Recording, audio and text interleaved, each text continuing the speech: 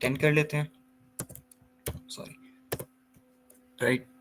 अब हम n/2 वाली कॉल में आएंगे, एक और कॉपी जो बनेगी फंक्शन की हमारी, find n/2, n/2 would be 11/2 which is 5.5, लेकिन हम इंटीजर्स में डील कर रहे हैं तो 5, राइट। तो हमारी फाइंड 5 की कॉपी जो बनेगी उसमें हम आएंगे, एंड इस कॉपी में हम आके दोबारा बेस केस चेक करेंगे जो कि मीट नहीं करेगा। दोबारा हम इधर आएंगे, n हमारा अब है 5, एंड n 5 के साथ उसका हम मॉड ले लेंगे with 2 which would be again 1, 5 mod 2 is 1 again, and हम प्लस कर रहे हैं इसमें 10 again। फिर हमारा रिकर्सिव कॉल होगा, 5 का डिवाइड करेंगे हम 2 के साथ which would be 2, अगर हम होल इंटीजर्स में देख रहे हैं तो हमारी कॉल आएगी ऑफ 2, राइट। इसमें भी हम n चेक कर रहे हैं, n हमारे यहाँ पे है फाइंड 2 है, n पास कर रहे हैं, राइट। तो n हमारा 0 नहीं है, नीचे आ जाएंगे एल्स केस में। एल्स केस में हम चेक कर रहे हैं n mod 2 विद n का mod 2, राइट। सो 2 हमारा n है ऑलरेडी, n उसका mod 2 हमारे पास आ जाएगा 0 इक्वल 0 प्लस हम 10 कर रहे हैं, एंड अब हम इसको जो रिकर्सिव कॉल है n को डिवाइड करेंगे 2 के साथ विच इज ऑलरेडी 2, तो हमारे पास आखिरी कॉल आएगी which would be 1, find of 1, right. Okay okay, I am forgetting something, यहाँ पे हमारे पास मल्टीप्लाई भी हो रहा है विद फंक्शन, राइट। तो इधर हम 11 mod 2 कर रहे हैं, एंड इसको डिवाइड बाई 11, n हमारे पास 11 है विच इज mod 2 प्लस 10, यहाँ पे हमारे पास वो पार्ट आ गया, एंड इसको मल्टीप्लाई करेंगे विद n/2, जो फंक्शन हमारा है find n/2 which is find 5।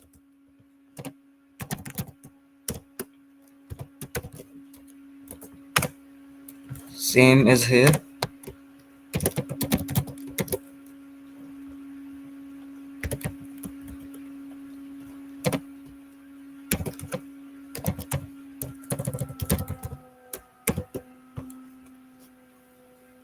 And इधर हमारा फाइंड 1, राइट।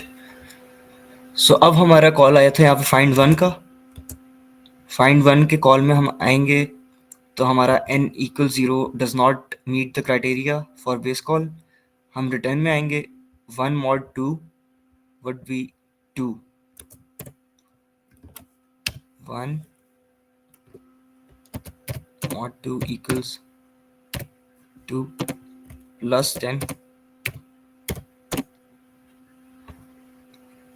into हमारे पास अब फंक्शन कॉल आएगा फाइंड 1 है हमारा, राइट, n फाइंड 1 में है, तो फाइंड 1 में हम 1 डिवाइड बाई 2 कर देंगे यहाँ पे, तो विच वुड बी ऑब्वियसली हम 0 यहाँ कंसिडर होगा, तो इधर हमारे पास फाइंड 0 आ जाएगा।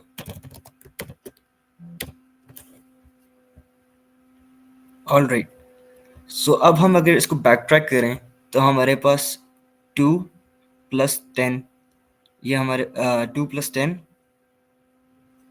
Sorry just a minute,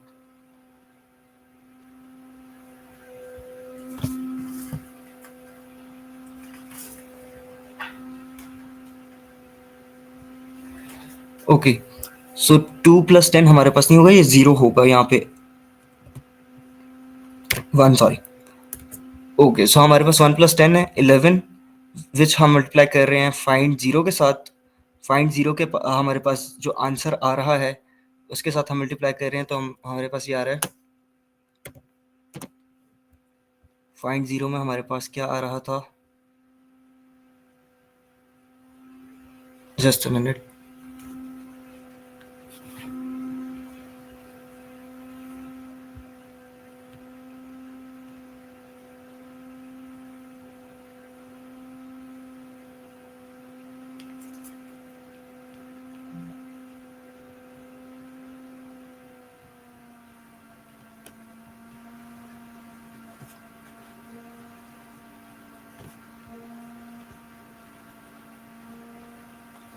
all right.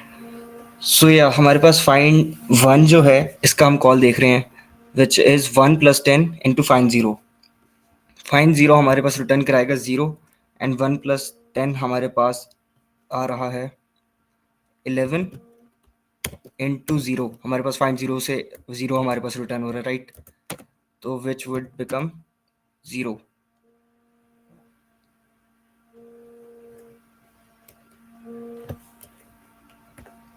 My bad, sorry. इधर ऑपरेटर प्रेसिडेंस नहीं है तो इट्स अ बिट कंफ्यूजिंग, लेकिन हम 10 को मल्टीप्लाई कर रहे हैं फाइंड 0 के रिजल्ट के साथ, विच वुड बी 0, एंड उसमें हम 1 प्लस कर रहे हैं. सो यहाँ पे हमारे पास आता है answer 1, right, for this call, find 1 call के लिए. देन फॉर फाइंड 2 अगर हम देखें तो हमारे पास फाइंड 2 में आ रहा था 0 plus 10 into find 1, right? 0 plus 10 हमारे पास 10 हो जाएगा एंड फाइंड 1 हमारे पास 1 रिटर्न करा रहा है. सो हमारे पास ये 1 आ जाएगा विच equals 10. For this call for find 5, 1 plus 10 into find 2 हमारे पास ये कॉल था. तो इसको हम देखें तो 1 प्लस 10 हमारे पास आ रहा है 1 प्लस हो रहा है एंड 10 मल्टीप्लाई हो रहा है with find 2, right? So and find 2 हमारे पास यहाँ रिटर्न करा रहा था 10. फाइंड 2 हमारे पास यस रिटर्न करा रहा था 10. So that would become 10 into 10 and 1 plus हो रहा है.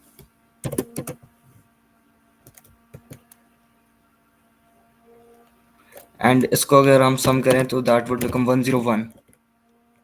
10 इंटू 10 100 प्लस 1 101, राइट? एंड 11 हमारे पास जो कॉल है उसमें हम करेंगे 1 into 10 plus 1 plus 10 into find 5.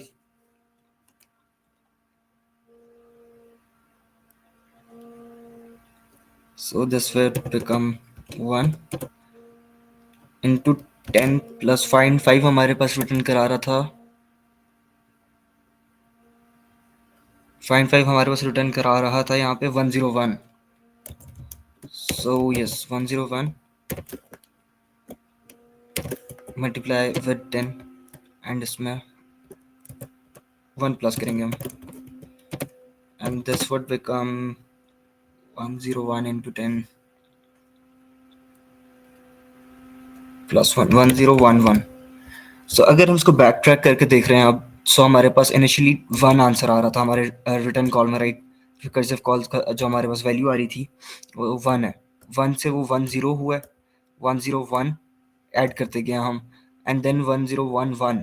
तो इसको हम अगर देखें तो ये हमारे पास 11 जो हमने इंटीजर सेंड किया था रिकर्सिव फंक्शन में एट द फर्स्ट प्लेस, उसी की बाइनरी हमारे पास आ रही है, राइट? हम बस उसके बाइनरी डिजिट्स को हम निकाल के अपेंड करते गए हैं एंड हमारे पास इवेंचुअली उसकी बाइनरी आ गई 4 digit binary. So that's this program, simple सा है. And Daniel, that's all for practice questions अभी फॉर रिकर्जन.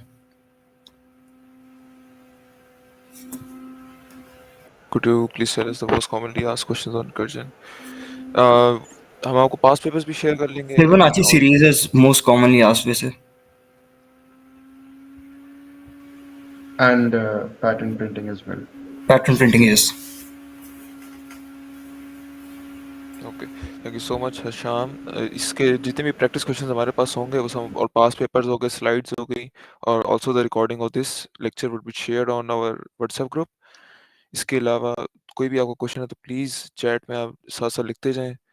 और अली हैदर, नेक्स्ट जो टॉपिक हमारा वो है पॉइंटर्स. तो Ali Haider, can you start whenever you ready? Oh yeah.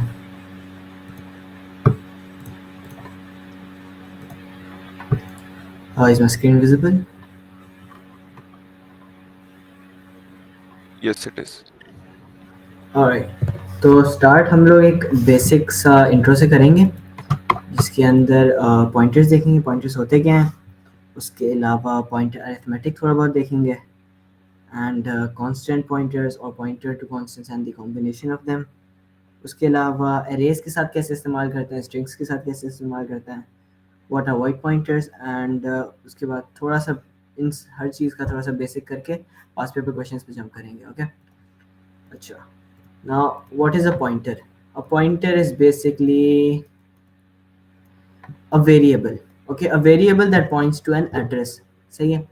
अब इसे यूज़ क्यों करते हैं हम, जो है मल्टीपल रीजंस के लिए यूज़ करते हैं. लेट्स से कि अगर फंक्शन के अंदर आपको एक ओरिजिनल वैल्यू को चेंज करना है, आपने एक वेरिएबल को बनाया और उसको चेंज करना है. यहाँ पे आपने मेन के अंदर एक वेरिएबल बनाया लेट्स से ए के नाम से, और आप उसको चेंज करना चाह रहे हैं किसी एक फंक्शन के अंदर. आपने एक फंक्शन बनाया जिसके अंदर आप पावर्स फाइंड कर रहे हैं, उसके बाद फिर उसको स्टोर कर रहे हैं. तो उसके लिए आप पॉइंटर्स यूज़ करते हैं. एंड पॉइंटर्स के अंदर आप उनको ऐड कर सकते हैं कांस्टेंट से. ओके, और उनको सब्ट्रैक्ट कर सकते हैं.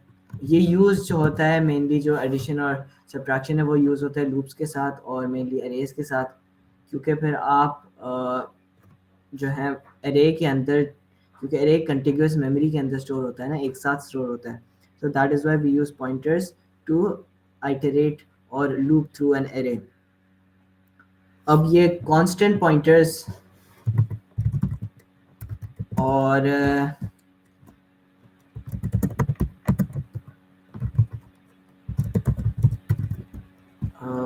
if I'm not mistaken यही होता है. हाँ, इन दोनों में क्या फ़र्क है?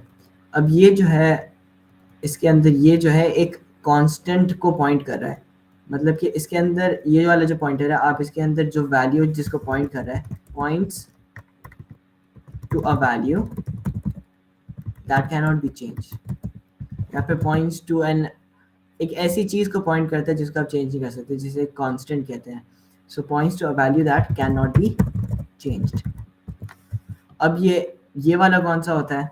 ये होता है कि जो पॉइंटर है वो इटसेल्फ कांस्टेंट है. मतलब कि जिस चीज़ को पॉइंट कर रहा है आप चेंज नहीं कर सकते. जैसे हम कहते हैं ना कि एक एड्रेस को पॉइंट करें फिर दूसरे एड्रेस को पॉइंट करें, वो नहीं कर सकता ये वाला पॉइंटर, जो कांस्टेंट टू एन इंटीजर वाला पॉइंटर होता है. So points to one value only. इसके अंदर मसला ये आता है कि आपको जब ये इनिशियलाइज करते हैं तो इनिशियलाइजेशन में इटसेल्फ आपको करना होता है. अगर इनिशियलाइजेशन में आप इसको नल रखते हैं तो फिर ये चेंज नहीं हो सकता. तो इसे इनिशियलाइज ही ऐसे करना होता है. और लेकिन इसके अंदर अगर आप इसको एक वैल्यू को पॉइंट करवाते हैं और उसके बाद फिर लेट्स से वैल्यू को चेंज करते हैं तो फिर ये हो जाएगा. ओके, एरे के साथ हम लोग जो है पॉइंटर जो है पॉइंटर नोटेशन वो भी देखेंगे, लेकिन इसे हम देखेंगे पास्ट पेपर क्वेश्चंस के साथ. उस पर सीधा जंप करते हैं. सही. अब क्योंकि मेनली थ्योरी आप लोगों ने सबने की भी होगी क्लास के अंदर, और पेपर के दौरान थ्योरी आती तो है लेकिन इम्प्लीमेंट करनी नहीं आती, तो वो जो इम्प्लीमेंटेशन वाला पार्ट है वो ज़्यादा इंपॉर्टेंट है. तो उसको हम देखते हैं. थियोरेटिकली स्लाइड्स भी अवेलेबल होती हैं, उनको गो थ्रू कर लें. अगर कोई ऐसी चीज़ है जो नहीं समझ आ रही होती तो आप उसे जो हमारा वो है क्लासरूम है उसके अंदर कोई क्वेश्चन पोस्ट कर दें तो we'll try to answer your questions, या फिर व्हाट्सएप ग्रुप के अंदर. अभी स्टार्ट करते हैं पास्ट पेपर क्वेश्चंस के साथ. एंड या अब कहते हैं कि इंट एस्टेरिक सम इंट ए इंट बी, और आपको इसके अंदर एक वो दे देते हैं, फंक्शन दे देते हैं और एक मेन दे देते हैं. अब यहाँ पे देखते हैं कि एक पॉइंटर रिटर्न करता है. अब एक चीज़ जो है वो नोट करना इम्पोर्टेंट है, वो ये है कि जब फंक्शन के अंदर हम एक पॉइंटर इटसेल्फ देते हैं तो this creates a temporary pointer. मतलब ये जो पॉइंटर है ये सिर्फ फंक्शन के अंदर चलेगा. वो जो पॉइंटर मेन के अंदर होता है वो सेम नहीं होता, लेकिन इसकी वैल्यूज जो होती हैं वो इसके अंदर कॉपी हो जाती है. पॉइंटर के अंदर जो वैल्यू होती है वो एक एड्रेस की होती है, तो एड्रेस बेसिकली इक्वल हो जाता है. सही है. और ये बात समझ आई या फिर मैं इसको रिपीट करूं?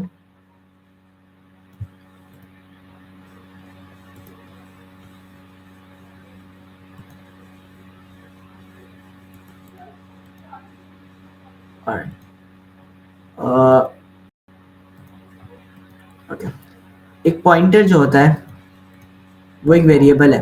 ओके, ये वेरिएबल जो होता है वो स्टैक के अंदर स्टोर होता है, सही है, और इसका जो स्कोप है वो मेन फंक्शन इटसेल्फ है। लेकिन अगर मैं एक फंक्शन के अंदर यहाँ पे एक पॉइंटर का पैरामीटर बनाता हूँ, तो वो जो पॉइंटर है वो टेम्पोररीली सिर्फ एक फंक्शन के लिए क्रिएट होगा, उसे फंक्शन के लिए क्रिएट होगा, और जब फंक्शन एंड होगा तो वो पॉइंटर भी डिस्ट्रॉय हो जाएगा। तो जो इसकी वैल्यू होती है ADDR, जो भी हमारा पॉइंटर है यहाँ पे जिसको हम भेजते हैं as a parameter in the function, तो जो भी इसकी वैल्यू होती है वो इसके अंदर स्टोर हो जाती है। लेट्स से कि ADDR जो है एक एड्रेस को पॉइंट कर रहा है जिसका वैल्यू 50 है, FF50, ओके, ये हेक्साडेसिमल के अंदर है। तो PTR के अंदर वो वैल्यू FF50 जो है वो स्टोर हो जाएगी। लेकिन एड्रेस इट्स का जो वैल्यू होगा, जो जिस एड्रेस पे जो पॉइंटर पड़ा होगा वो कुछ और भी हो सकता है। लेट्स से AB30, ये हमारा जो एड्रेस वाला पॉइंटर है वो वहाँ पे पड़ा होगा, लेकिन जो हमारा ये वाला पॉइंटर है वो कहीं और पड़ा होगा, लेट्स से EE60 पे। तो ये अलग अलग एड्रेसेस पे स्टोर होगा, सही, ये मतलब था मेरा। अगर हम इसी को एलियस बना दें,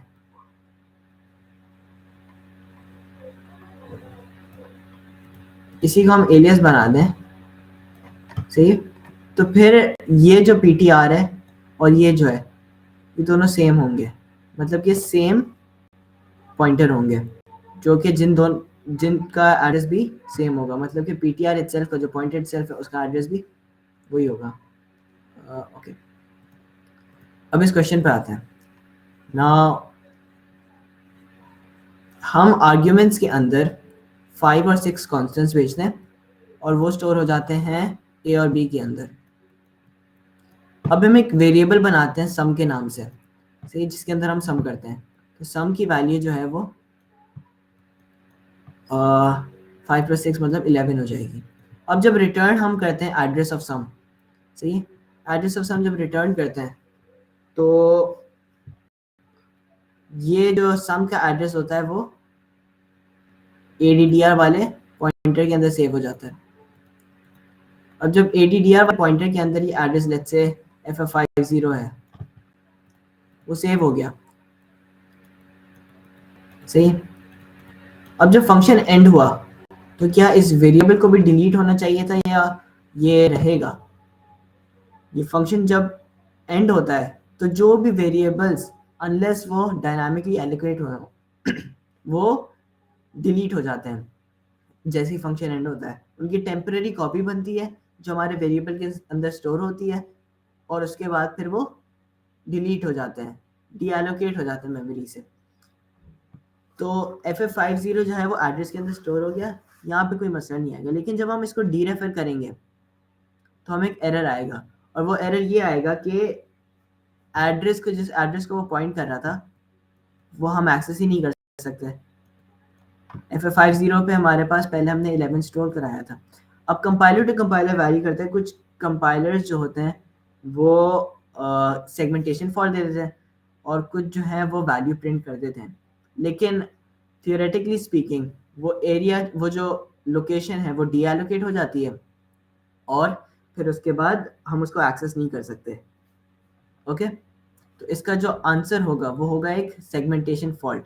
and why is that? Because the variable जिसको वो पॉइंट कर रहा है वो डिलीट हो चुका है। ओके,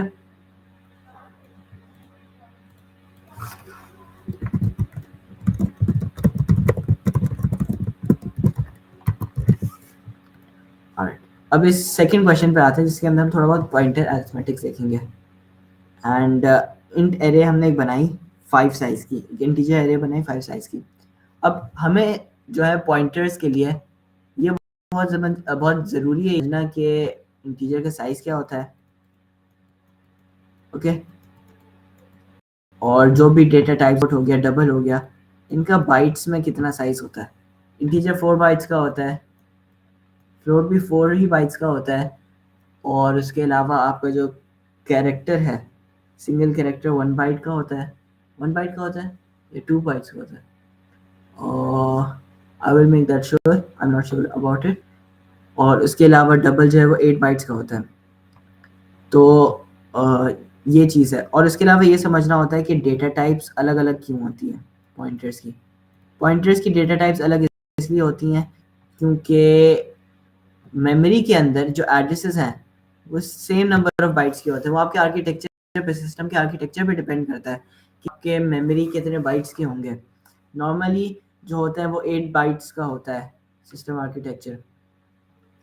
तो 8 बाइट्स के आपके एड्रेसेस होते हैं। एड्रेसेस जो है वो 8 बाइट्स के अंदर स्टोर होते हैं।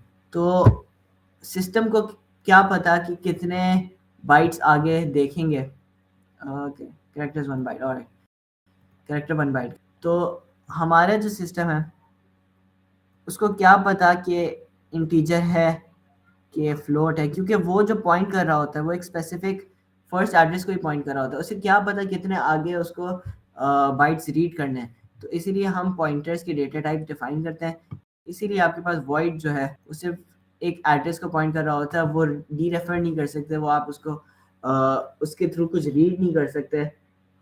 वो सिर्फ आपको स्टार्टिंग एड्रेस बता सकते हैं या फिर कोई एक एड्रेस को पॉइंट कर सकते हैं अगर आप एड्रेस सेव कराना चाह रहे हैं। इंटीजर पॉइंटर जो है वो बताता है कि आपको अगले 4 बाइट्स रीड करने हैं, including the one that it's pointing to.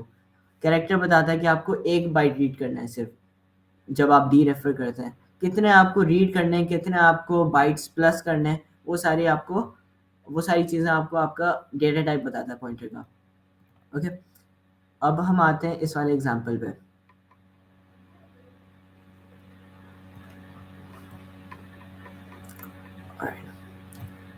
ये हमारे पास एक एरे है और हम पॉइंटर को पॉइंट कर देते हैं address of the second index.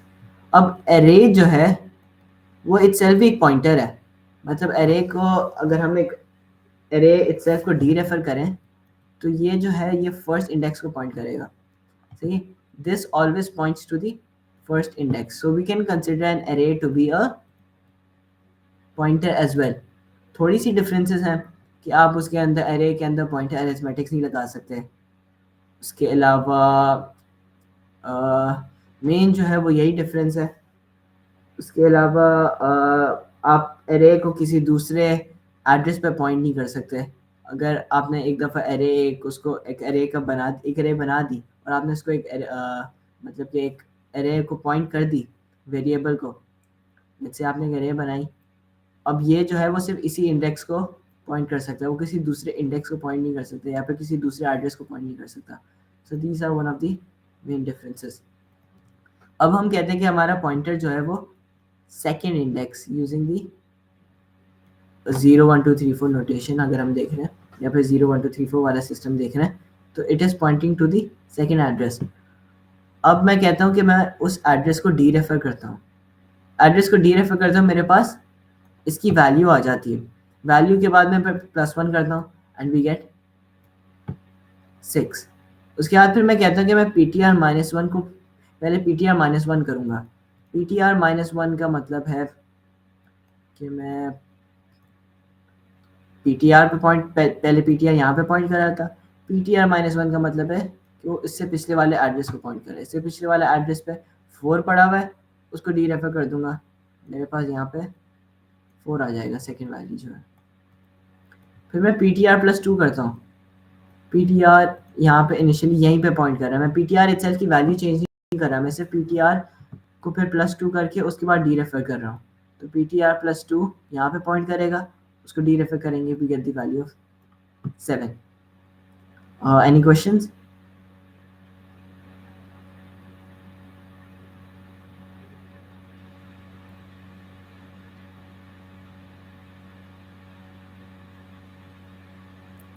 I think there are no questions, so we'll move on.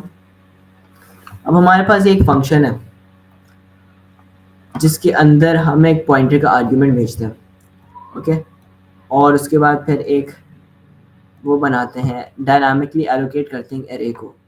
उसके बाद फिर उसके अंदर जो भी हमारा एरे है उसकी वैल्यू स्टोर करते हैं, उसके बाद फिर पॉइंटर रिटर्न कर देते हैं। डिस्प्ले के अंदर अगर नल पॉइंटर नहीं है तो फिर उसको रिटर्न कर देते हैं।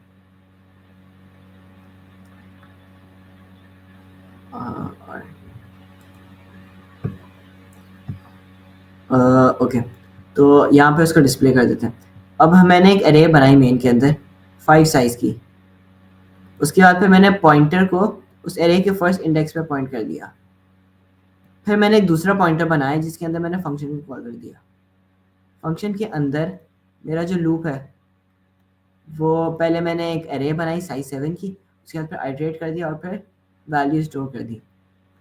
उसके बाद फिर पॉइंटर को रिटर्न कर दिया, वो पीटी के अंदर सेव हो गया। उसके बाद फिर उसको डिस्प्ले कर दिया। अब इस कोड का आउटपुट क्या लगता है क्या होगा? Does anyone have an idea?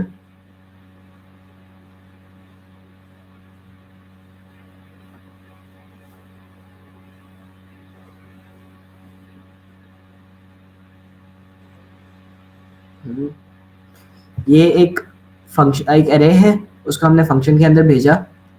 अब हमने पॉइंटर को भेजा इसके अंदर, उसके बाद फिर वैल्यूज को स्टोर कर दिया, उसके बाद डिस्प्ले कर दिया। अगर सीधा सीधा सा है ये सब तो फिर आउटपुट क्या होगा इसका? Exactly out of bound access कर रहे हैं, क्योंकि हमारा जो फर्स्ट एरे है वो 5 साइज का है और यहाँ पे हम 7 साइज को 6th इंडेक्स या फिर 5th इंडेक्स को एक्सेस करें जो एग्जिस्ट ही नहीं करता, तो फिर वो एरर दे देगा।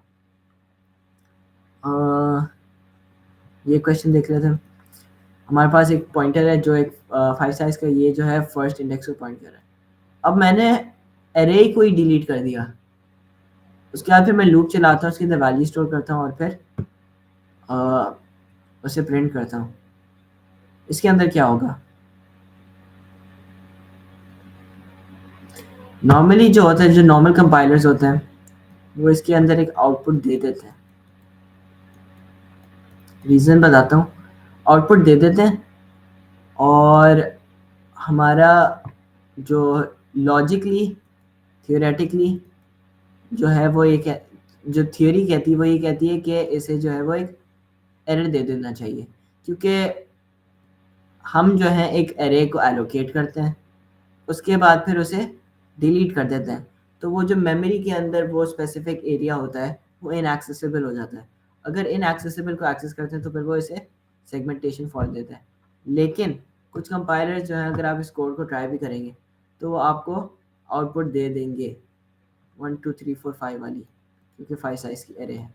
वो इसलिए देते हैं कि आप जो है पॉइंटर से एक एड्रेस को पॉइंट कर रहे हैं, सही, एक एड्रेस को पॉइंट कर रहे हैं, लेट्स से कि 4 बाइट्स को पॉइंट कर रहे हैं, फिर नेक्स्ट 4 को पॉइंट कर रहे हैं, फिर नेक्स्ट 4 को पॉइंट कर रहे हैं, तो आप वैल्यू स्टोर करते हैं, उसके बाद फिर उसे सीधा प्रिंट कर देते हैं। कुछ कंपाइलर्स जो है इसके अंदर एक्सेप्शन ये दे देते हैं कि आपको बस प्रिंट कर देते हैं कि वैल्यू जो है आपने सेव की हुई उसे प्रिंट कर देते हैं, लेकिन थियोरेटिकली इसे सेगमेंटेशन फॉल्ट देना चाहिए। एक और क्वेश्चन है इसके अंदर हमने ए की वैल्यू 99 रखी, उसके बाद फिर एक नल पॉइंटर बना दिया। यस एग्जैक्टली कॉपी, हाँ कॉपी कह सकते हैं, कॉपी है, क्योंकि उसके अंदर ptr2 जो है और ptr1 दोनों सेम एड्रेस को पॉइंट कर रहे हैं। 99 वैल्यू एक ही रख दी हमने और उसके बाद फिर ptr1 को नल कर दिया, उसके बाद फिर ptr2 को एक पॉइंटर बना दिया दैट इज पॉइंटिंग टू ए। अब हमने टेम्प पॉइंटर बनाया, इसके अंदर हम ptr1 को पॉइंट कर रहे हैं, बेसिकली स्वैपिंग वाला काम हो रहा है यहाँ पे। अब जब स्वैप होता है उसके बाद फिर हम ptr2 इक्वल्स टू 77 करते हैं, ptr2 को डीरेफर करते हैं। जब स्वैप करते हैं तो क्या ptr2 नल वैल्यू को पॉइंट नहीं करेगा, वो नल वैल्यू को पॉइंट करेगा। जब नल वैल्यू को पॉइंट करके हम उसे डीरेफर करेंगे तो we should get a segmentation fault. तो जो क्वेश्चंस मैंने मेनली चुने थे इसके लिए वो ऐसे थे कि हमें पता चले कि एरर्स कहाँ कहाँ पे हो सकते हैं, वरना मोस्ट क्वेश्चंस के अंदर, जैसे कि ये वाला भी नहीं, ये वाला एक अच्छा क्वेश्चन है, जैसे कि ये वाले हैं, इसमें हम डायरेक्टली आउटपुट आ जाती है हमारे पास। अब ये वाला क्वेश्चन देखते हैं। हमारे पास एक फंक्शन है गेट वर्ड्स के नाम से। उससे पहले हमने कैरेक्टर पॉइंटर की अरे बनाई, ओके, कैरेक्टर पॉइंटर की अरे बनाई, इट्स एन अरे ऑफ पॉइंटर्स। उसके अंदर हम फिर उस अरे को भेज देते हैं इन द आर्ग्यूमेंट। यहाँ पे डबल पॉइंटर है, सही। अब हमारे पास 4 अरेज आ गई दिस इज अ सेंटेंस के नाम से, 4 अरेज आ गई, और हम हर इंडेक्स पे अरे की वो स्टोर कर देते हैं। उसके बाद फिर जब हम इसे डीरेफर करते हैं तो क्या होना चाहिए, हमने इस एग्जांपल में भी देखा, जब हम एक फंक्शन के अंदर एक चीज़ बनाते हैं और उसके बाद फिर उसके बाहर एक्सेस करते हैं तो हमें एक सेगमेंटेशन फॉल्ट आना चाहिए। तो यहाँ पे भी सेगमेंटेशन फॉल्ट ही आएगा, okay. This is a very good question. जो अच्छा सही, अब हमारे पास जो है ये बता दिया गया है कि address of A is 100 in decimal for ease, okay, and an integer requires 4 bytes of memory. अब हमारे पास एक array है, सही, 4x4 की, जिसके अंदर हमारे पास ये वैल्यू स्टोर्ड है। अब मैं कहता हूँ कि मुझे सी आउट करना है x+1। अब हमें पहले ये समझना होगा कि x सेल्फ क्या है। x जो है वो एक array है, सही।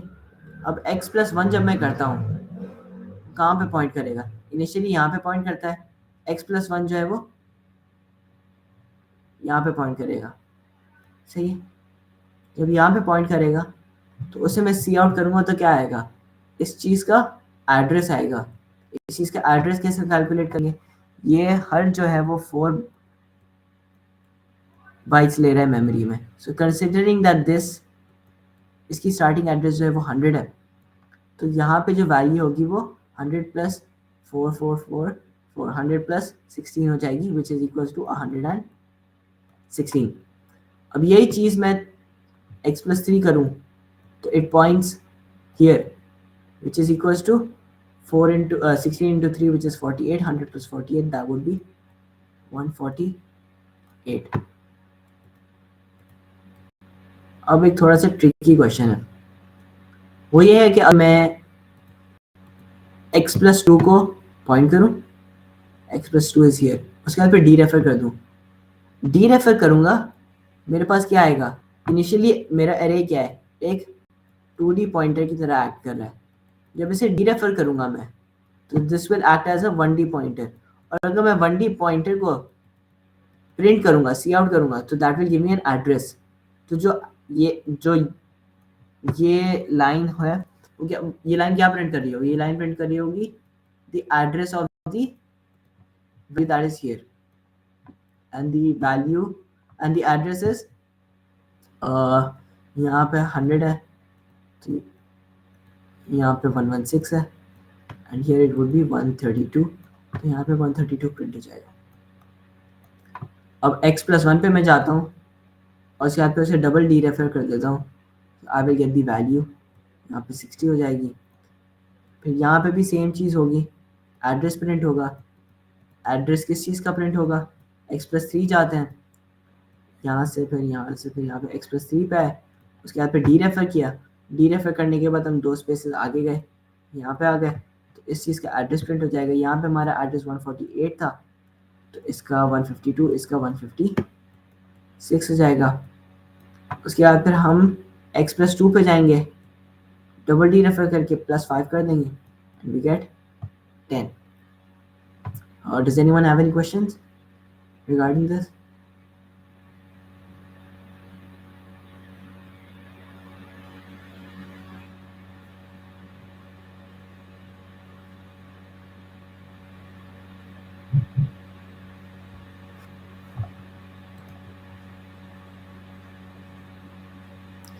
How would we see out the address of x03?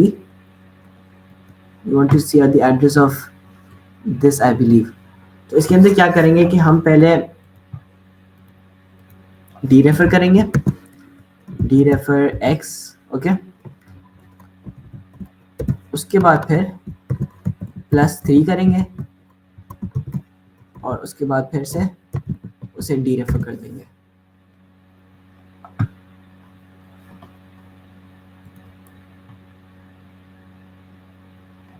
क्योंकि सिंगल पॉइंटर सिंगल एस्टेरिस्क इसलिए एड्रेस आ रहा है क्योंकि हमारा जो एरे है ना वो एक 2D पॉइंटर की तरह है, सही। तो 2D पॉइंटर को अगर 2D पॉइंटर से अगर आपको एक वैल्यू चाहिए तो उसके लिए आपको डबल डीरेफर करना पड़ता है, right. So that is why we need to double deref, मतलब कि अगर सिंगल हम यूज कर रहे हैं so we just getting the row, मतलब समझ लें कि उससे हमें सिर्फ रो नंबर पता चल रहा है। रो नंबर के बाद कितने कॉलम्स आगे जाने हैं वो भी बताना है। अगर आपको कोई कॉलम्स आगे नहीं जाने तो आप फिर से डीरेफर कर दें। ओके, मूविंग ऑन, हमें की क्वेश्चन देखते हैं। Is that understood why single उससे हमें एड्रेस आ रहा है? ओके, हमारे पास एक पॉइंटर है और एक और पॉइंटर है एंड बहुत ये एक सिंपल क्वेश्चन है। आप लोगों को जब ये डॉक्यूमेंट मिलेगा तब आप इसको देख लीजिएगा। मैं थोड़े से ट्रिकी क्वेश्चंस पे चलता हूँ। ये डॉक्यूमेंट भी आपको मिल जाएगा, इसके अंदर क्लासेस भी हैं और वो भी है। ओके, अब हमारे पास एक फंक्शन है मिस्ट्री के नाम से और इसे हम कॉल कर रहे हैं मेन के अंदर से। हमारे पास पहले हमने एक पॉइंटर बनाया, उसके बाद फिर हमने एक इंटीजर बनाया और दोनों को हमने एज एन आर्ग्यूमेंट इसके अंदर भेज दिया, सही है। हमारा PTR है, हमारा S है, सही। वैल्यू इसकी 5 है। अब PTR is equal to new int S, हमने एक न्यू इंट वो बनाया integer array of size S, सही। साइज 5 की हमने न्यू एरे बनाई और for int I equals to 0 J is equals to S। Okay, J is equals to S मतलब J इज इक्वल्स, एक हम टेबल रख लेते हैं जिसके अंदर I की वैल्यू रखेंगे, J की वैल्यू रखेंगे, सही है, और एक एरे बना देंगे 5 साइज की, J is equals to 5। Okay, and I is less than equals to S हमारी कंडीशन है जिसके अंदर हम I को इंक्रीमेंट करते जाएंगे और J को डिक्रीमेंट करते जाएंगे। जब I equals to 0 और J equals to 5 है, सो PTR प्लस I को अगर हम डीरेफर करेंगे so that points to the first address. उसकी वैल्यू को हम क्या कर देंगे, J कर देंगे। उसके बाद फिर हम देखते हैं कि I 1 होगा, J 4 होगा, तो फिर हम यहाँ पे 4 स्टोर कर देंगे एंड ज़्यादा करने की जरूरत नहीं है। If you see a pattern you can just follow it.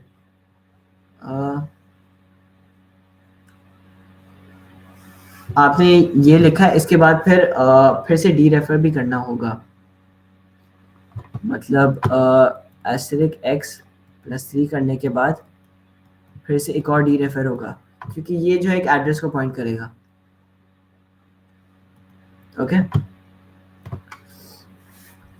Alright, अब मैं फिर क्या करता हूँ कि फिर मैं कुछ रिटर्न नहीं करता। रिटर्न करने की ज़रूरत है कि नहीं है यहाँ पे?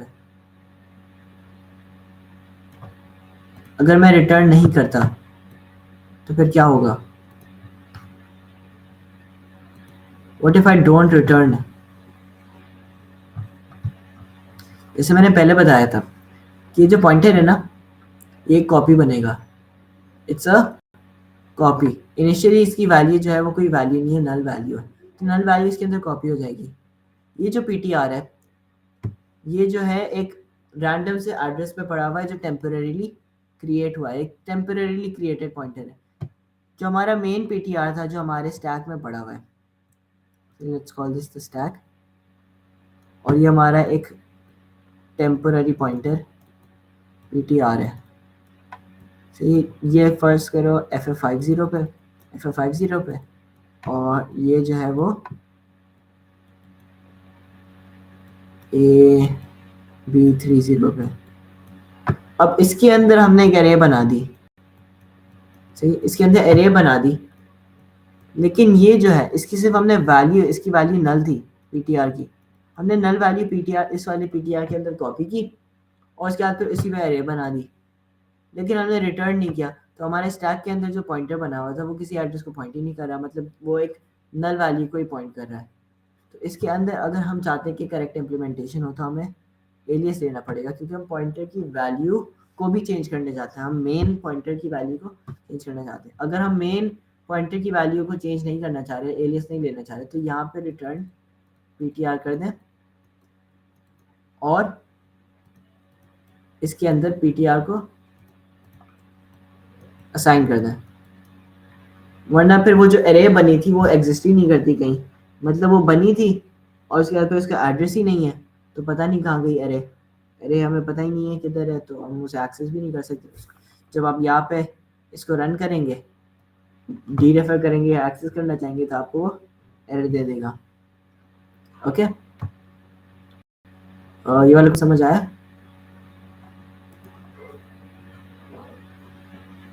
वॉइड फंक्शन को नहीं, हम इसको ऑब्वियसली इसका रिटर्न टाइप भी चेंज करेंगे, इसको इन पॉइंटर रखेंगे। उसके जब हम चेंज करेंगे उसके बाद फिर वो ऑब्वियसली रिटर्न होगा। अगर वॉइड है तो वॉइड पे सिर्फ आप रेगुलर रिटर्न लिख सकते हैं, उसके साथ कोई वैल्यू नहीं रिटर्न कर सकते। ओके, अब हमारे पास एक ये वाला क्वेश्चन है। हमारे पास एक कैरेक्टर अरे है, 2D अरे है। ओके, एक 2D कैरेक्टर अरे है और उप्स, इसके अंदर ये वाली वैल्यूज हैं वो स्टोर हो गई हैं। अब कैरेक्टर ऐड का हमारे पास फंक्शन है, कैरेक्टर सब्ट्रैक्ट सब का फंक्शन है। इसके अंदर हम ptr+11 ptr-11 कर देते हैं। अब मैं एक कैरेक्टर का पॉइंटर बनाता हूँ जो एक पॉइंट कर रहा है किसी एरे को। ओके, ये हमारा जो है वो एक ग्लोबली मेड है और ये एक लोकली मेड है।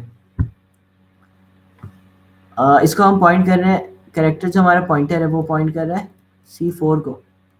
C का जो 0 था, ये 1 था, ये सेकेंड है, थर्ड है, फोर्थ है, तो ये हमारा जो पॉइंटर है वो इसको पॉइंट कर रहा है। अब ये चीज़ नोट करें कि 11 यहाँ पे ऐड जो है हमारा ptr+11 करता है, सब्ट्रैक्ट जो है वो ptr-11 करता है। वो बेसिकली क्या करता है कि इंडेक्सेस में मूव करता है, it moves one index to the right, one index to the left. Okay, अच्छा, अगर मैं कैरेक्टर एक जनरल सा एक वो है पॉइंट है कि अगर मैं 7x11 का बनाता हूँ, ओके, या फिर एक लेट्स से मैं 3x3 का एक बनाता हूँ, इसके अंदर मैं फर्स्ट में A स्टोर करता हूँ, ओके, और L स्टोर करता हूँ और I स्टोर करता हूँ, सही है। उसके बाद फिर मैं यहाँ पे सेकंड जो मेरा रो है उसके अंदर H स्टोर करता हूँ, उसके बाद फिर I स्टोर करता हूँ, उसके बाद फिर कुछ भी नहीं स्टोर करता, कुछ नहीं स्टोर करता तो एक नल वैल्यू आ जाती है, और थर्ड में मैं सारी नल करता हूँ। तो अगर मैं जो हूँ सिर्फ हाई लिख रहा हूँ यहाँ पे इसके अंदर, या फिर लेजी लिख रहा हूँ, 2023 लिख रहा हूँ, तो इसका मतलब बाकी जो भी इंडेक्सेस हैं, बाकी जो भी खाली इंडेक्सेस हैं वहाँ पे एक नल वैल्यू स्टोर होगी। ओके, इसका ये मतलब नहीं है ptr+11 ptr-11 का कि आप 11 कैरेक्टर्स राइट पे जाएंगे या फिर 11 कैरेक्टर्स टू द लेफ्ट जाएंगे। आप 11 एड्रेसेस राइट जाएंगे, 11 एड्रेसेस लेफ्ट जाएंगे। उन एड्रेसेस पे नल पड़ा हुआ हो या फिर कोई दूसरा कैरेक्टर पड़ा हो, you don't need to care about it. Okay, अब कैरेक्टर हमारा जो पॉइंटर है वो लेजी को पॉइंट कर रहा है, लेजी के फर्स्ट इंडेक्स को पॉइंट कर रहा है। ओके, अब मैं सी आउट मिस्ट्री करूंगा तो मेरे पास क्या आ जाएगा? Does anyone have an idea?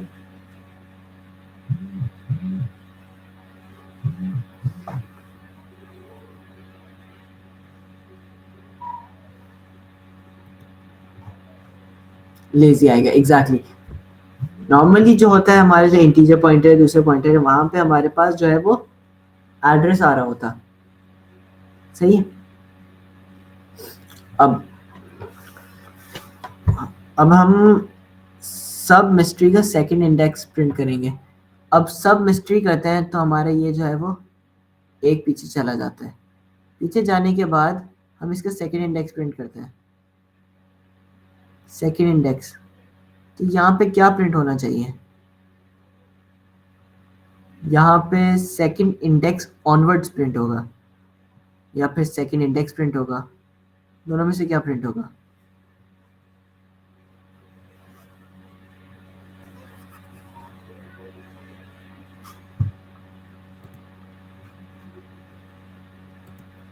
why not just the second character? अगर मैं सिर्फ सेकंड कैरेक्टर प्रिंट करना चाहता हूँ फिर क्या करूँगा?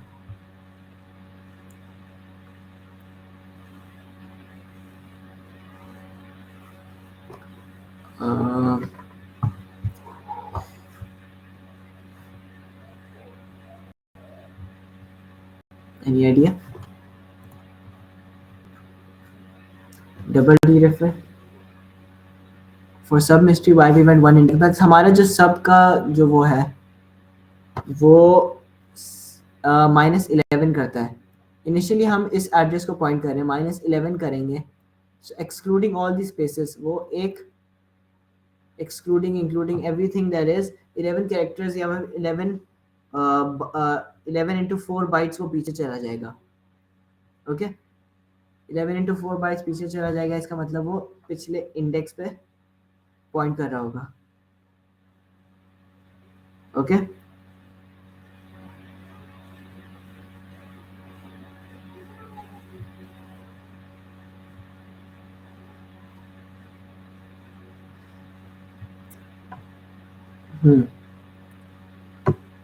अच्छा इसके लिए अब इसके लिए सब मिस्ट्री 2 जो है, अगर मैं सब मिस्ट्री 2 कर रहा हूँ, ये जो है अगर हम इस वाले को जो हमारा ये स्क्वायर ब्रैकेट्स अगर इसको यूज करें, what is passed by value, लेकिन रिटर्न भी तो करता है ना. पास्ड बाय वैल्यू तो है, पॉइंटर है, पॉइंटर पास बाय वैल्यू करते हैं, उसके बाद फिर रिटर्न करने के बाद आपको चेंज होता है ना. मतलब कि इनिशियली मैं लेट्स से कि ये पॉइंट कर रहा है FF50, उसके बाद फिर जब मैं -11 करता हूँ तो 11 जो है अगर माइनस करता हूँ, हमें पता है कि एक उसके अंदर 11 वो है, तो 11 वो पीछे चला जाएगा. 11 into 4 गलत किया रहता है, 11 बाइट्स इटसेल्फ पीछे चला जाएगा. ओके इंटीजर नहीं कैरेक्टर है, सो 11 बाइट्स वो पीछे चला जाएगा. अच्छा अब जब हम इस ऑपरेटर को यूज करते हैं जो स्क्वायर ब्रैकेट वाला ऑपरेटर है, ये हमें जो है वो सिर्फ सिंगल वैल्यू देता है. ओके तो STUDEN स्टूडेंट्स में से यूडेंट्स नहीं प्रिंट करेगा, सिर्फ यू प्रिंट करेगा. It just prints a single character. आपने कभी देखा है कि स्ट्रिंग के अंदर आप जो है स्ट्रिंग लेट्स स्ट्रिंग का नाम है और उसके अंदर आप 4 करें तो वो उसके आगे का पूरा दे. why is what now?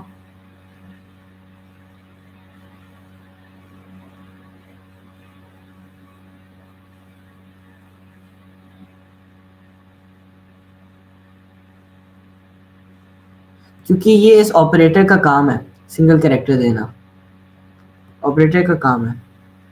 Okay लेकिन अगर मैं लेट्स से इस वाले को देखते हैं, इस वाले एग्जांपल को, सब मिस्ट्री +1. अब सब मिस्ट्री हमारा जो है लेट्स से इसको कर रहा है, इससे पिछले वाले को लेजी से यहाँ पे आया, लेजी से यहाँ पे आया तो फिर इसको पॉइंट कर रहा है, +1 करते हैं, वो फिर टी को पॉइंट करेगा, राइट, या फिर किसी और चीज को करेगा. सब मिस्ट्री के बाद अगर मैं +1 करूं तो क्या वो लेजी पे वापस चला जाएगा कि स्टूडेंट्स प्रिंट करेगा?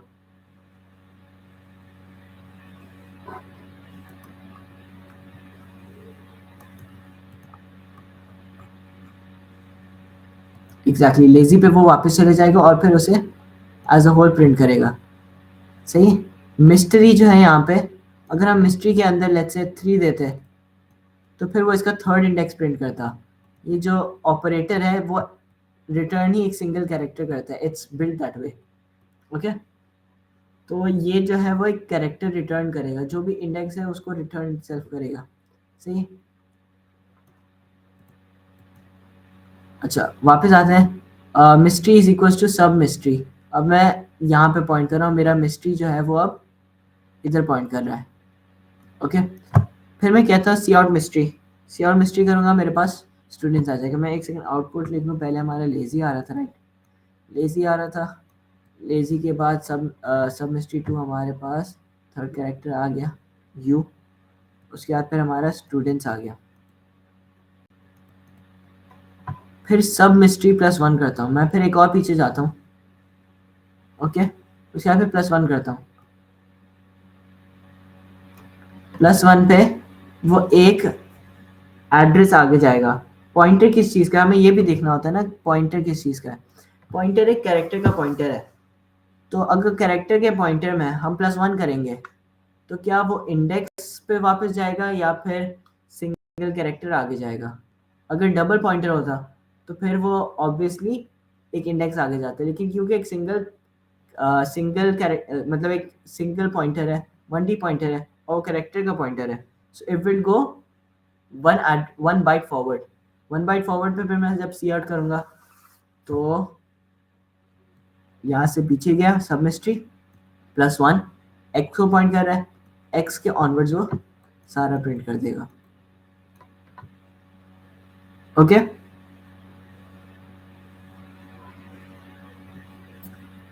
ऑलराइट, अब मैं क्या करता हूँ कि ऐड मिस्ट्री करता हूँ। अब मेरा जो पॉइंटर है वो इसको पॉइंट कर रहा है। ओके, पॉइंटर मेरा इसको पॉइंट कर रहा है। उसके बाद फिर ऐड मिस्ट्री से यहाँ पे आता है, फिर ऐड मिस्ट्री से यहाँ आता है। अब मैं +13 करता हूँ, मुझे पता है कि प्लस यहाँ पे पॉइंट कर रहा है मेरा पॉइंटर, सही है। अब +13 करता हूँ, +13 का मतलब है कि पहले +11 पे पी पे आया, फिर 2 और पे ओ पे आया। उसको जब मैं सी आउट करूँगा मेरे पास ओ ग्रामर आएगा। Does this make sense?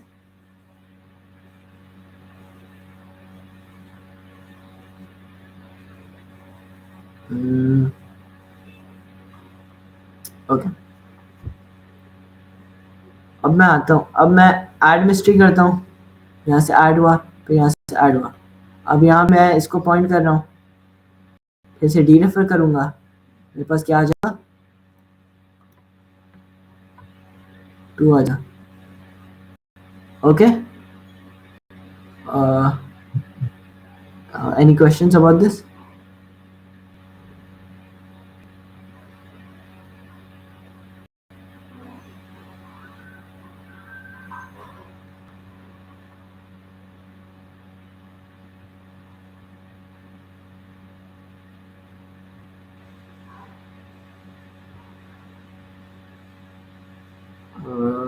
I suppose there are no questions. Daniel, is it fine until here? Can you repeat that? क्या बोला आपने? और questions करने हैं या फिर is it fine? I think so it's fine. बाकी हम अपलोड कर लेंगे क्योंकि अभी नेक्स्ट टॉपिक पे भी जाना है और 10 बजे सेशन खुद ही ओवर हो जाएगा। Okay.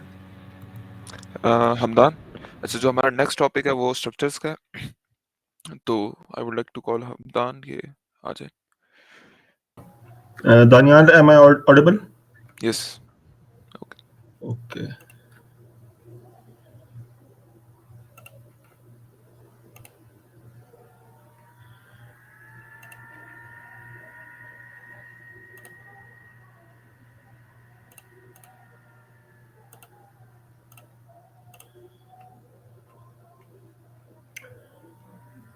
Can you see my screen? Yes it's visible. अस्सलाम वालेकुम।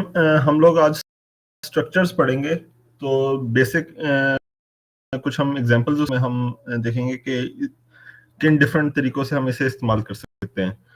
फॉर एग्जांपल, स्ट्रक्चर डिक्लेयर करने के लिए ये उसका सिंटैक्स है। एक स्ट्रक्ट की आपके पास स्टेटमेंट है, उसके बाद जो भी आपने स्ट्रक्चर का नाम रखना है वो आ जाएगा और उसकी बॉडी में उसके पैरामीटर्स आ जाएंगे।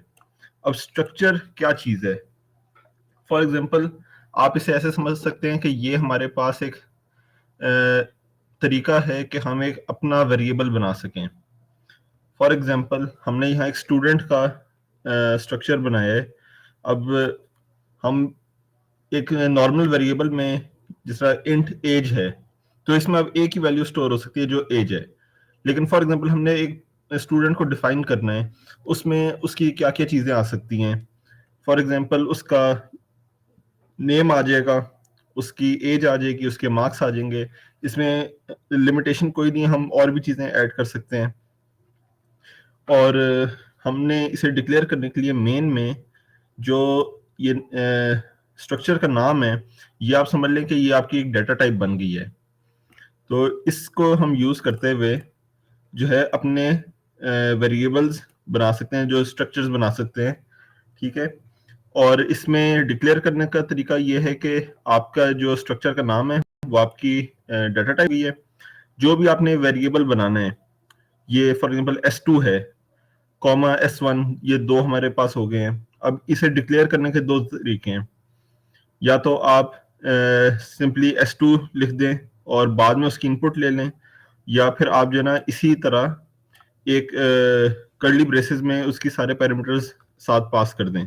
अब इसमें कर्ली ब्रेसेस में जो इसका सीक्वेंस है वो वही होगा जो स्ट्रक्चर में हमारे पास जितने पैरामीटर्स हैं उनका है। फॉर एग्जांपल सबसे पहले नेम आएगा, एज आएगी, उसके बाद मार्क्स आएंगे। स्ट्रक्चर के पैरामीटर्स को एक्सेस करने के लिए हम ये डॉट यूज करते हैं, S1 डॉट नेम। और इसी तरह फॉर एग्जांपल अगर हमने इसे इनपुट लेनी है, एक तरीका ये है कि हम पहले से डिक्लेयर कर दें। दूसरा है कि हम जैसे एक नॉर्मल वेरिएबल में करते हैं, हम सी इन की भी कमांड यूज कर सकते हैं। या फिर हम जो है कोड के दरमियान में ही S2 डॉट नेम इक्वल जो भी नेम है एज अ स्ट्रिंग उसे पास कर देंगे, ठीक है। और इसमें ज्यादा कोई मुश्किल नहीं है, और इस सी आउट हम कर सकते हैं as it is. For example इस कोड को हम रन करके देख लेते हैं। अब इसमें हमारे पास जो पहला वाला है अली 2085.5, दूसरा है खान 5600, इस तरह ये एज इट इज हमारे पास। ये अब आप समझ लें कि ये एक आपके पास एक वेरिएबल है, ठीक है, और ये उस वेरिएबल के पार्ट्स हैं। और इसका एक और तरीका ये कि हम सीन करके भी इसमें इनपुट ले सकते हैं।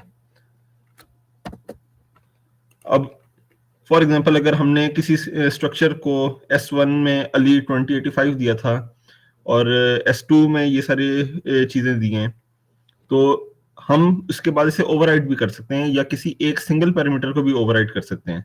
अभी ये हमने यहाँ S2 को खान 5600 दिया है, यहाँ हम दोबारा से सीन करके देख लेते हैं और उसे बाद में सी आउट करवा लेंगे, तो हमें पता चल जाएगा कि ये चेंज होते हैं नहीं होते। अभी इसने इनपुट मांगा है तो हम फॉर एग्जांपल यहाँ इसे देते हैं, हमारे पास आ जाएगा अहमद। एज में हमारे पास हम इसे कर देते हैं 25। मार्क्स जरा अच्छे दे देते हैं इसे हम 100 के साथ। तो ये हमारे पास S2 जो है वो अपडेट हो गया है। ओरिजिनली हमारे पास खान 56 और 100 थे, और यहाँ हमारे पास सेकंड पार्ट में ये अपडेट हो गए हैं। ये एक बेसिक इसका इंट्रोडक्शन है स्ट्रक्चर का, कि आप अपने हिसाब से एक कंबाइंड वेरिएबल बना सकते हो। उसमें आप जितने मर्जी पैरामीटर्स दे दो, हमने 3 दिए हैं, एक स्ट्रिंग है, एक इंटीजर, एक फ्लोट है। आप इसमें कैरेक्टर टाइप भी डाल सकते हो, आप इसमें और स्ट्रिंग्स डाल सकते हो, तो उसमें हमारे पास लिमिटेशन कोई नहीं है। अब अगर हम आगे चलें तो जिस तरह दो वेरिएबल्स, सेम डाटा टाइप के वेरिएबल्स को हम इक्वेट कर सकते हैं या एक दूसरे को असाइन कर सकते हैं, इसी तरह हम दो स्ट्रक्चर के जो हमारे पास ऑब्जेक्ट्स हैं, हम उन्हें भी एक दूसरे को असाइन कर सकते हैं। फॉर एग्जांपल अगर इस एग्जांपल में आप देखें, हमारे पास एक पॉइंट है जिसका एक x कोऑर्डिनेट है, एक y कोऑर्डिनेट है, और हमने p1 डिक्लेयर की है 10 और एक स्ट्रिंग उसे पास की है 10, ठीक है। तो फॉर एग्जांपल अगर हम एक सेकंड स्ट्रक्चर बनाएं p2 के नाम से और उसे p1 असाइन कर दें, तो p2 के पैरामीटर्स में अब यहां हम सिर्फ एक स्टेटमेंट लिख रहे हैं p2 इक्वल p1। इसमें p1x और p1y, ये p2x और pyx में रिस्पेक्टिवली असाइन हो जाने चाहिए। तो अगर हम इसे रन करें तो हमारे पास हमें नज़र आना चाहिए जब P2 में हमारे पास 10 और 10 हमारे पास आ रहा है। तो जैसे ही, जैसे मैंने पहले बताया, हम दो वेरिएबल्स को आपस में एक दूसरे को असाइन कर सकते हैं, इसी तरह हम दो स्ट्रक्चर को भी एक दूसरे को असाइन कर सकते हैं। थर्ड एग्जांपल पे चलते हैं जिसमें हम कंपैरिजन करेंगे। फॉर एग्जांपल हमारे पास एक स्ट्रक्चर है रेक्टेंगल के नाम से। रेक्टेंगल में हमारे पास हमने दो पैरामीटर्स रखे हैं, एक लेंथ है एक विड्थ है, ठीक है। तो रेक्टेंगल R1 हमने एक स्ट्रक्चर डिक्लेयर किया है जिसकी हमने लेंथ 10 दी है और विड्थ हमने 20 दी है, ठीक है। और इसी तरह R2 हमने दिया जिसमें हमने 10 और 20 यूज किए। अब इसमें हम जिस तरह एक असाइनमेंट में हमने देखा था कि एक स्ट्रक्चर को दूसरे स्ट्रक्चर को हम असाइन कर रहे हैं, कंपैरिजन में हम ऐसे नहीं कर सकते। कंपैरिजन में हमें उसके स्पेसिफिक पैरामीटर्स को कंपेयर करना पड़ेगा। फॉर एग्जांपल हम लेंथ को लेंथ से इक्वेट करेंगे और विड्थ को विड्थ से इक्वेट करेंगे। तो इस तरह की कंडीशन हम बनाएंगे तो ये हम कंपेयर कर सकते हैं। अब इसमें हम और इसमें ग्रेटर देन और लेस देन हमारे पास एक लिमिटेशन है कि हम वो चेक नहीं कर सकते, क्योंकि उसमें या तो फिर आप कंडीशंस ऐसी बनानी पड़ेंगी हमें जो कि काफी कॉम्प्लिकेटेड हो जाती हैं, जिसमें हम लेंथ को लेंथ से कंपेयर करें और विड्थ हम इक्वल रखें, ना चेक करें, तो वो काफी कॉम्प्लिकेटेड होता है। लेकिन इस वक्त बेसिक्स पे रहते हुए हम इक्वालिटी सिर्फ चेक कर सकते हैं। तो इसे हम रन करते हैं तो हमारे पास ये इक्वल आनी चाहिए, rectangles are equal. For example हम इधर इसे 200 कर देते हैं और फिर हम चेक करते हैं कि क्या आता है। Rectangles are different. अब इसमें हमारे पास विड्थ चेंज हो रही है R2 की, तो ये पूरी कंडीशन हमारे पास फॉल्स हो जाती है। तो इसमें कंडीशंस का बहुत बड़ा रोल है, इफ स्टेटमेंट इसमें और इसमें जो हमारे पास ऑपरेशंस हैं एंड और, ये हमें जो है ना इसमें देखने पड़ेंगे। Moving on to the fourth example, जिसमें हम एक नॉर्मल वेरिएबल इंट है हमारे पास, उसके बाद फ्लोट है, डबल है, इसमें हम एरेज बना सकते हैं। इसी तरह स्ट्रक्चर मैंने पहले भी बताया था कि एक काइंड ऑफ डाटा टाइप बन जाती है, तो हम इसमें भी एरेज बना सकते हैं। फॉर एग्जांपल यहाँ स्टूडेंट की हमने एक स्ट्रक्चर बनाया है जिसमें उसमें दो पैरामीटर्स हैं, एक नेम है एक एज है, स्ट्रिंग और इंट रिस्पेक्टिवली। तो स्टूडेंट की हमने एक एरे बनाई है जिसमें 3 ऑब्जेक्ट्स हैं। जो हमने प्रीवियसली एक तरीका स्टडी किया था कि कर्ली ब्रेसेस में हम उसके पैरामीटर्स पास कर सकते हैं। अब इस एरे में जिस तरह हम एरे को में वेरिएबल एरे में हम वैल्यूज देते हैं, इसी तरह हर एक स्ट्रक्चर के लिए आप अलग अलग एरे की तरह उसे वैल्यूज दे सकते हैं। यहाँ फिर से मैं बता दूं कि इसका सीक्वेंस वही होना चाहिए जो हमने स्ट्रक्चर में दिया हुआ है। इसके अलावा हम स्पेसिफिक जो एरे में किसी एक लोकेशन पे जो हमारे पास स्ट्रक्चर पड़ा हुआ है उसके किसी एक पैरामीटर को भी एक्सेस कर सकते हैं, जो कि हम यहाँ अभी इसके बाद ट्राई करते हैं। पहले ये एक दफा हम रन करके देख लेते हैं। अली इज 19 ईयर्स ओल्ड, हमने ये सब बताना था कि किसी क्या एज है, ठीक है। और फॉर एग्जांपल हमने किसी एक स्पेसिफिक लोकेशन पे कोई चीज चेंज करनी है तो हम इस तरह भी लिख सकते हैं, स्टूडेंट 1, जिस तरह हम किसी भी एरे के लिए लिखते हैं, एरे की एक स्पेसिफिक लोकेशन के लिए स्टूडेंट एट 1 डॉट नेम, ठीक है। और इसमें हम जो है ना उसकी स्ट्रिंग पास कर दें, साथ ही एक उसका नंबर पास कर दें एज के लिए, तो हमारे पास आ जाएगा। इसमें अब हमने जिस तरह पहले देखा था कि हम किसी भी एक स्पेसिफिक पैरामीटर को चेंज, यहाँ भी हम वही चीज ट्राई करेंगे और देखेंगे कि हमारे पास सारा इस 20 ईयर्स ओल्ड अपडेट होता है कि नहीं। अभी सारा इज 20 ईयर्स ओल्ड अपडेट हो गया, खान इज 40 ईयर्स ओल्ड। अब इसमें आप ये चीज भी देख सकते हैं कि हम इन्हें लूप्स में भी यूज कर सकते हैं। तो जिस तरह एक नॉर्मल एरे की लोकेशन हम यूज करते हैं, उसी तरह हम इन स्ट्रक्चर्स को भी लूप्स में भी यूज कर सकते हैं और एरेज में भी यूज कर सकते हैं। मूविंग ऑन, अब हमारे पास जिस तरह नेस्टेड लूप्स आपने पढ़े होंगे, इफ स्टेटमेंट्स पढ़ी होंगी, कंडीशनल स्टेटमेंट्स पढ़ी होंगी, स्ट्रक्चर्स को भी हम नेस्टेड स्ट्रक्चर्स में यूज कर सकते हैं। फॉर एग्जांपल, हमने एक स्ट्रक्चर बनाया है एड्रेस का और एक स्ट्रक्चर है हमारे पास पर्सन का। पर्सन के जो पैरामीटर्स हैं उसमें एक नेम है और एक उसका एड्रेस है। अब एड्रेस की आप ये देख सकते हैं, डाटा टाइप है एड्रेस, और वो एक स्ट्रक्चर बना हुआ है पूरा, जिसमें सिटी और उसका पोस्ट कोड आ जाएगा। ठीक है, और हम अब आगे देखते हैं कि इन्हें हमने एक्सेस कैसे करना है।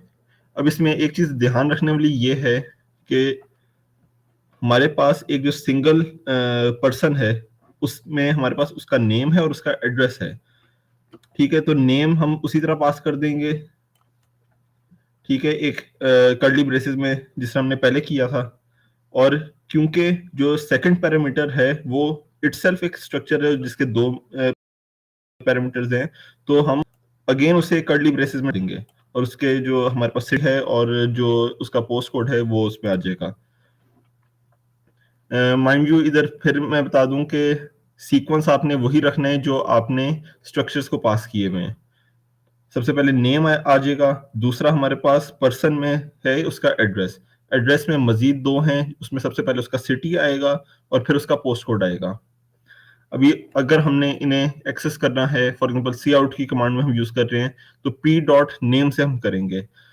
और इसी तरह क्योंकि जो हमारे पास सिटी है वो पर्सन के अंदर एक एड्रेस वेरिएबल है, उसके अंदर वो सिटी है, तो पी डॉट एड्रेस, इसमें हम इस वाले पोर्शन में आ जाएंगे और डॉट सिटी।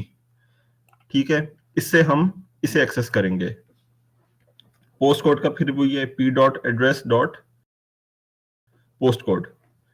अब इसमें भी हम बना सकते हैं, फॉर एग्जांपल पर्सन पीपल के नाम की हमने एक एरे बनाई है, उसमें हमने स्पेसिफाई नहीं किया कि कितनी लोकेशंस है, लेकिन हम इधर कर सकते हैं 3 हैं, और वही हमारे पास फॉर्मेट आ जाएगा जो हमने पर्सन पी के लिए यूज किया था, जिसमें सबसे पहले नेम, सिटी और उसका पोस्ट कोड आएगा। सिटी और post code again curly braces में आएंगे क्योंकि वो इटसेल्फ एक स्ट्रक्चर है। इन केस हमने उसे सी आउट करवाना है, अब यहाँ अगर हम इस वक्त इसे देखें तो हम पीपल को आउटपुट करवा रहे हैं। इसे एक दफा रन करके देख लेते हैं। हमारे पास पहले ये पर्सन पी आउटपुट हो रहा है, और अगर हम इस पूरे को कमेंट आउट कर दें तो हमारे पास जो है वो आना चाहिए।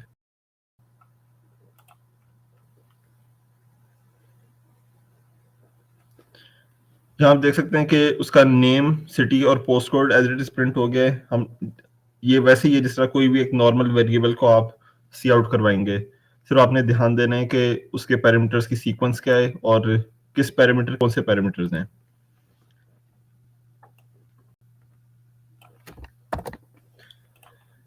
इसके बाद हम एक स्ट्रक्चर के अंदर कोई एलिमेंट है, उसके अंदर मजीद कोई एलिमेंट है, हम उसे भी अपडेट कर सकते हैं। जैसा हमने पहले देखा कि हम किसी भी एक स्ट्रक्चर के पैरामीटर को अपडेट करते हैं, तो अगर उस पैरामीटर के अंदर मजीद कोई एक स्ट्रक्चर है या वो सिर्फ एक पैरामीटर है तो हम उसे भी अपडेट कर सकते हैं।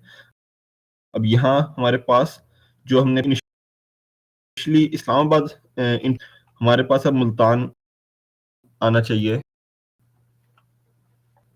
ये आप देख सकते हैं इधर कि हमारे पास ये अपडेट हो गया है मुल्तान पे।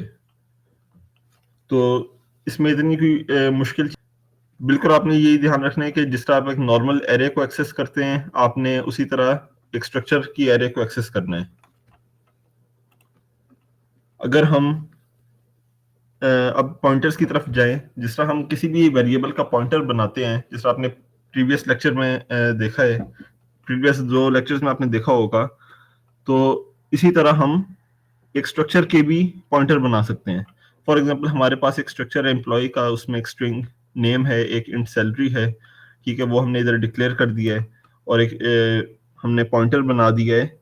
अब यहाँ हमने देखना है कि पॉइंटर की भी डाटा टाइप एम्प्लॉय है, क्योंकि हमने ये पहले ये बात की थी कि एक स्ट्रक्चर हमारे पास एक हमारी अपनी डाटा टाइप बन जाता है, तो पॉइंटर भी हमारे पास उसी डाटा टाइप का होगा। तो एम्प्लॉय हमारी यहाँ डाटा टाइप होगी पॉइंटर की, उसे हम E1 जो एम्प्लॉय 1 है उसका एड्रेस पास कर देंगे एम्परसेंड के साथ।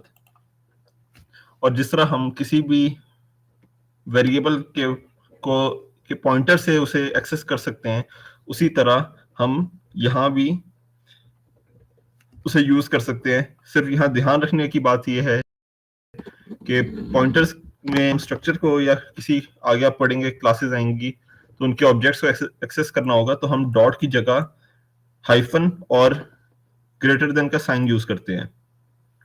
यहाँ अगर आप डॉट का साइन यूज करेंगे तो आपको कंपाइलर एरर देगा। पॉइंटर के केस में हम एक एरो यूज करते हैं जो हमारे पास हाइफन और ग्रेटर देन का सिंबल होता है, और हम उसी वेरिएबल की जगह फॉर एग्जांपल E1 की जगह हम ptr नेम यूज कर सकते हैं। अब हमने जो इंफॉर्मेशन स्टोर की है वो E1 में स्टोर की है और उसका एड्रेस पॉइंटर को दिया है, तो जब हम इसे रन करेंगे तो हमारे पास E1 की वैल्यूज आनी चाहिए। ये आप देख सकते हैं कि हमारे पास हमने ptr नेम सी आउट किया था और ptr सैलरी सी आउट किया था, तो हमारे पास वही चीजें आई हैं।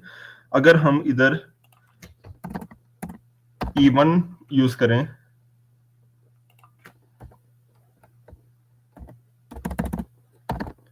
तो तब भी हमारे पास वही इंफॉर्मेशन आनी चाहिए। अच्छा, इसमें हमारे पास एरर आ गया है, यहाँ ये आप देख सकते हैं हमारे पास एरर आ गया, मैं एरो चेंज करना भूल गया था। तो इसमें अब कोई फर्क नहीं है। पॉइंटर के केस में सिर्फ आपने ध्यान रखना है कि पॉइंटर का नाम और हम एरो यूज करेंगे जो कि हमारे पास हाइफन और ग्रेटर देन का सिंबल है।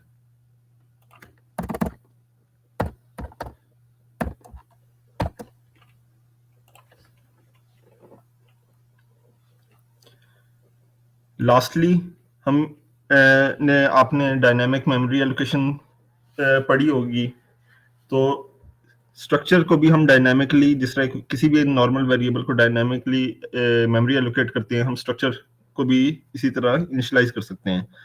कमांड हमारे पास न्यू की ही है, ठीक है। पॉइंटर हमारे पास आ जाएगा, यहाँ एक स्टूडेंट है जिसका हमने स्ट्रक्चर में नेम और एज हमने रखी है, तो स्टूडेंट का पॉइंटर हमने एक बनाया है एस के नाम से, जो आप उसी तरह एक स्टैटिक एस यूज करेंगे, न्यू और स्टूडेंट। अब यहाँ जिस तरह हमने प्रीवियस केस में देखा था कि हमने पॉइंटर के लिए ये एरो यूज किया था, इधर भी हम पॉइंटर के लिए एरो यूज करेंगे और यहाँ हम पॉइंटर का नाम लिखेंगे, नेम, और उसे हम हसन दे देंगे। और इसी तरह एस पॉइंट्स टू एज, और हमने एज दे दिया है, तो हमारे पास जब हम इसे सी आउट करेंगे तो हमारे पास वही चीज आनी चाहिए।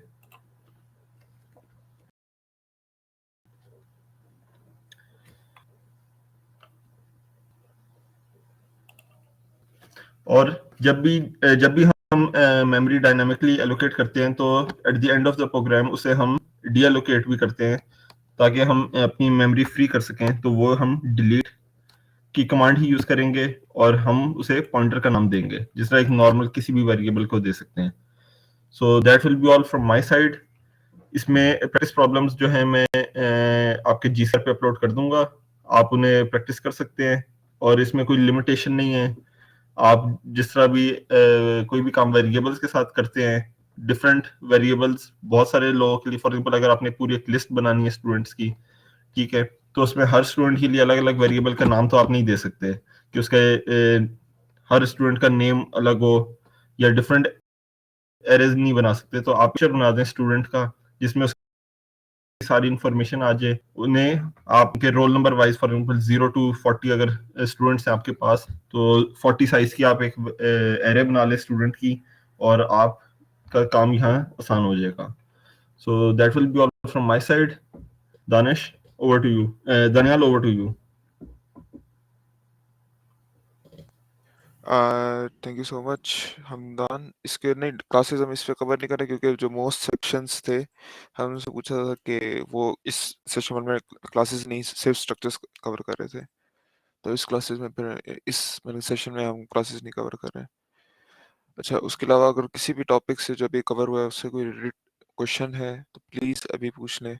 जो इसकी लेक्चर रिकॉर्डिंग है वो हम शेयर कर लेंगे और यूट्यूब चैनल पे जितना भी मटेरियल यहाँ पे शेयर हुआ है वो हम अपने GCR पे शेयर कर देंगे, including the slides etc.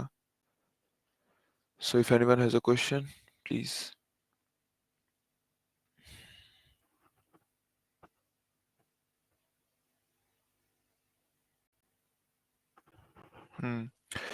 Classes अगर चलो हम एक दोबारा सर्वे कर लेंगे क्योंकि हमने जितने भी एग्जामिनर से पूछा था जो हमारे इंस्ट्रक्टर्स वगैरह, तो उन्होंने कहा था कि स्ट्रक्चर्स तक मोस्टली कवर करेंगे, मगर अगर क्लासेस आती हैं तो आप मुझे ना व्हाट्सएप ग्रुप पे मैसेज कर दें, ठीक है?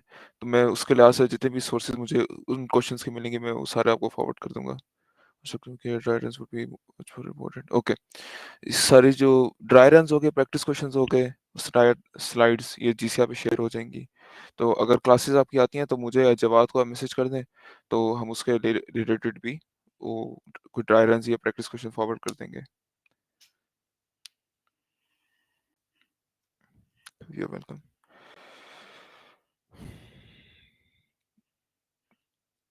I think so nobody has a question, so topics भी कवर हो गए। Risha, do you want to like stop the recording? Thank you so much everyone for joining. And if you have कोई भी और questions you can text in the group या आप लोग GCR पे भी comment section में भी response हम कर देंगे आपके questions को. That's it. Okay, thank you everyone for joining. Okay, Allah Hafiz. Allah Hafiz.